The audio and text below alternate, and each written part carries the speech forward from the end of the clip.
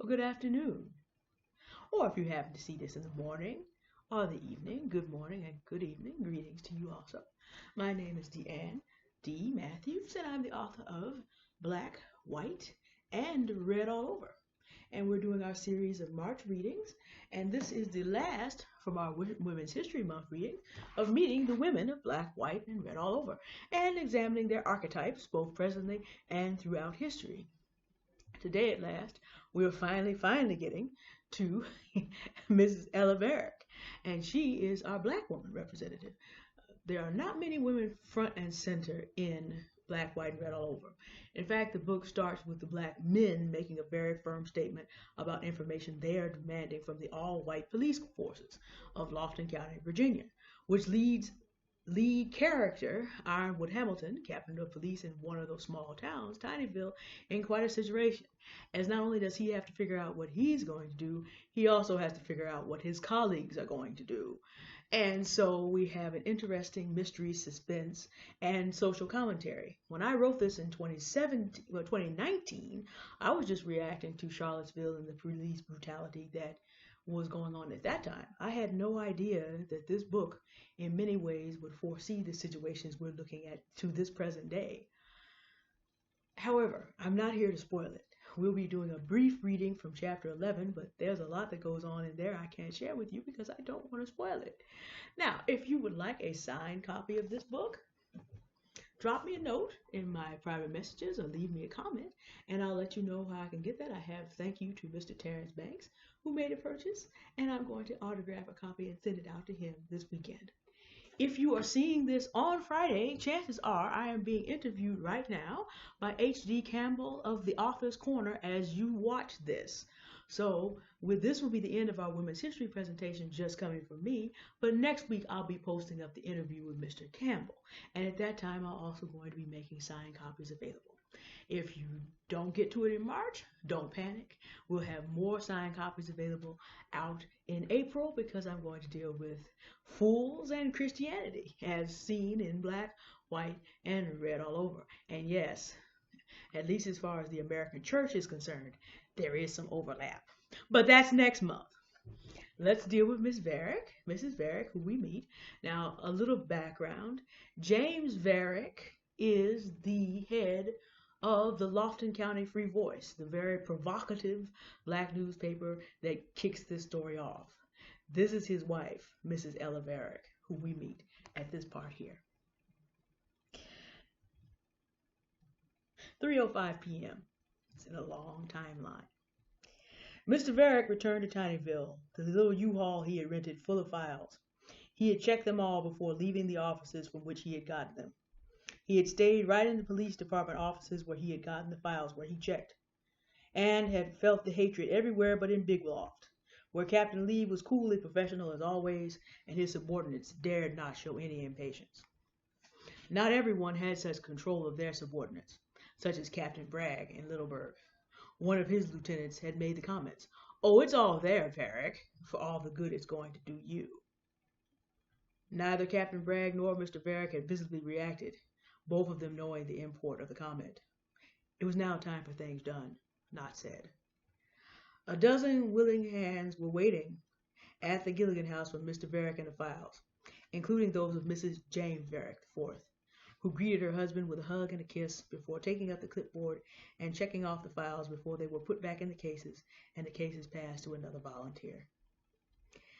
"Get on out of here, Ella," Mr. Varick said when they had finished. "It's going to be too hot for even your fine self around here in a little while." "You better get home, Jimmy," she said. "I'm too beautiful to be anybody's wife but yours." "You most certainly are, Ella," he said, "and we don't intend to let that happen. The girls and I have not ceased to pray, and we'll keep praying. You had better be praying in Roanoke by 7 o'clock or so. I'll text you when we get there, Jimmy. Is Mrs. Harrison still being obstinate? Marva is being marvelous, Jimmy, talking about she has an extra shotgun and knows how to use it. I've convinced her that the rest of us may need her on rear guard, so she's heading up to Roanoke with us. You're as smart as you are beautiful, Ella.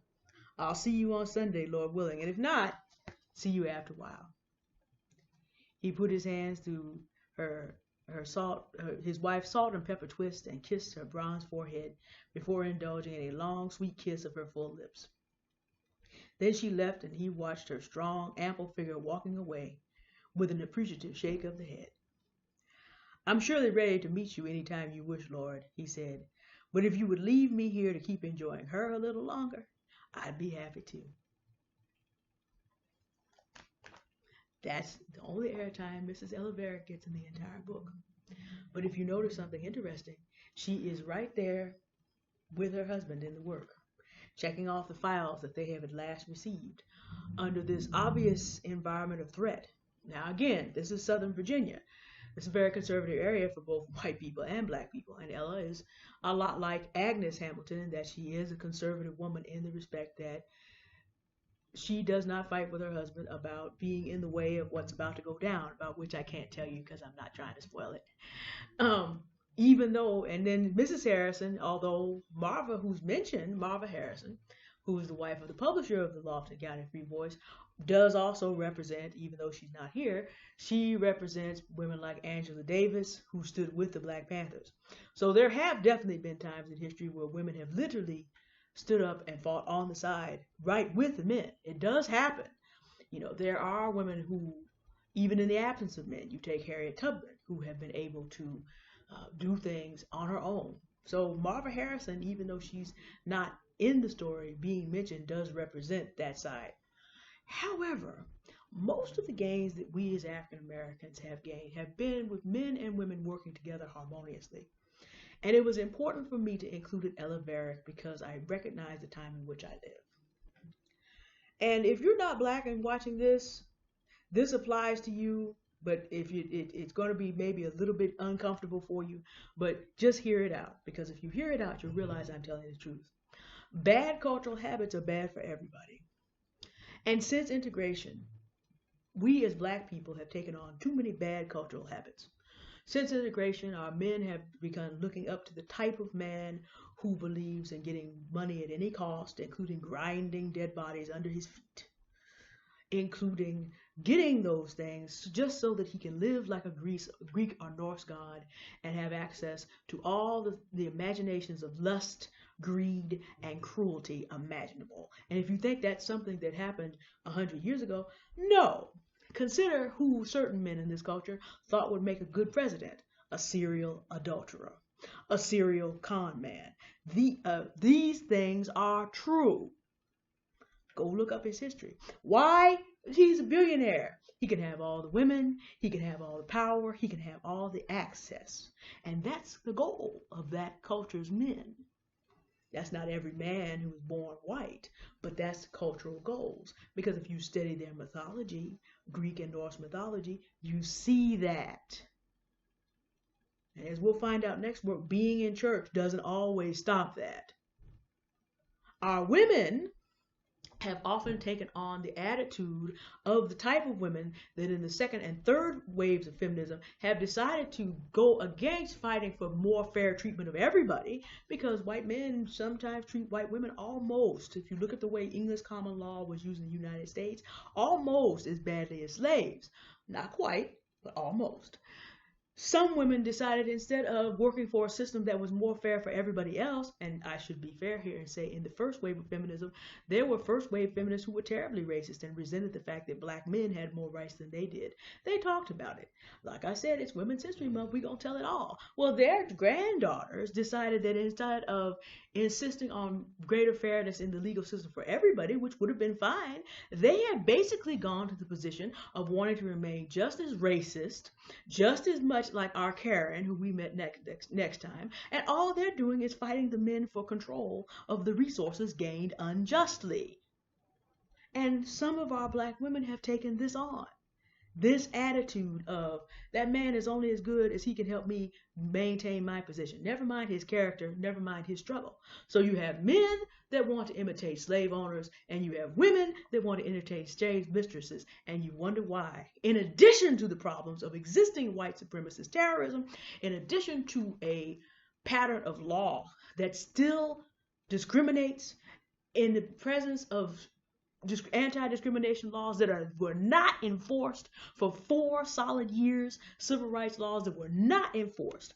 In light of everything that's coming to us from outside, we have taken on some of the characteristics of a civilization devoted to destruction of others. And if you look around the United States and see that it's in decline, to a point, even its own. And we have taken that on. We've taken on a lot of that, on top of the other trouble that comes from outside. Like I said, it's Women's History Month. We got to tell it all. We as Black women are partially responsible for this as well. But the thing is, today, the way we tell stories about Women's History Month, you tell the story, even Black History Month this year. We tell the story as if women did all this on their own. Well, where there's a Harriet Tubman, there was a Frederick Douglass before that. A Henry Howard Garnett before that. There was an Ida B. Wells. But there was also all the people that founded all the other Black newspapers, and almost all of them were men. Just because access at that time in history. This is not to say that women didn't work alongside them. For Martin Luther King, there's a Coretta. She was there. And it was Mahalia who said, tell them about the dream, Martin. We have always been able to work together. There's Bayard Rustin, there's Martin Luther King, there's Malcolm X, but there's also Fannie Lou Hamer, and there's also Dorothy Heights. There are people working together toward the goal of freedom and equity for African Americans as well as for everyone else, but our men and our women have to be able to work together. And to the extent that we have been influenced by outside forces to be just as divisive and just as destructive as they are to each other, we are doing their work for them. Which is why Ella Varick, in her cameo appearance, shows the way that this has to be. There is respect and there is love. There is mutual purpose and mutual vision.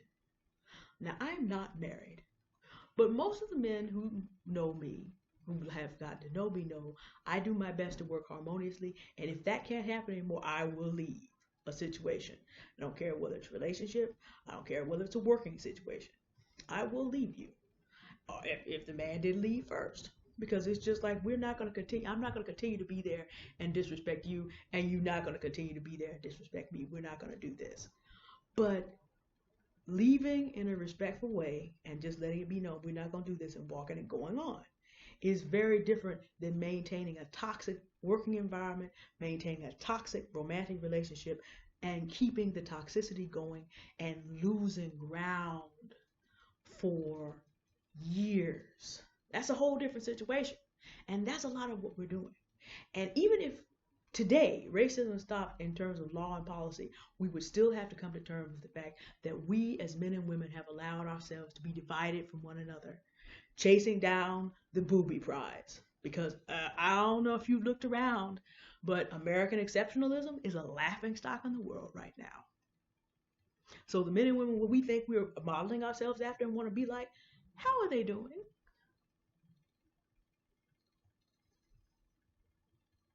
How's this country doing? Just saying. Better take another look at Mr. and Mrs. James Varick IV. That's in chapter 11. Okay. This completes our study of Women's History Month. Now, in the interest of Black men and Black women working together to better the community, I am linking in this video to the video of a friend of mine named Terrence Amen, who's a wonderful Black businessman who already has a system working whereby we can take the money that we spend everywhere on everything and redirect that into the Black community. The company is called 3U First, and when 3U First achieves scale, it will be picking the best programs for African Americans in the country and will begin redirecting a goodly portion of the profits back into those. So it's a for-profit company that really focuses on being able to support the community from our own revenue. How much revenue do we have for the difficulty that we work with? Even though a lot of it is supposedly debt, we still have a throughput. In other words, African Americans spend about $1 trillion into the economy every year. And so this is something that we can do to begin to repair our communities by spending with a company that's going to turn that back to the Black community. The company is called 3U First. You'll find the video in the description. And as I say, it is Women's History Month, but I'm going to promote a man's business because, again, we move forward when we as men and women work together. All right. This completes Women's History Month in terms of presentations from black, white, and red all over. But if you are still interested in knowing more about the book, we're continuing into April, Fools and Christianity and how they overlap. And I'll be back in April with that. But on Monday, look for my interview with the Author's Corner with Mr. H.D. Campbell. I'll be posting that up either Monday or Tuesday next week. All right. I hope you're having a wonderful day, and I will see you soon. Thank you for listening. Bye.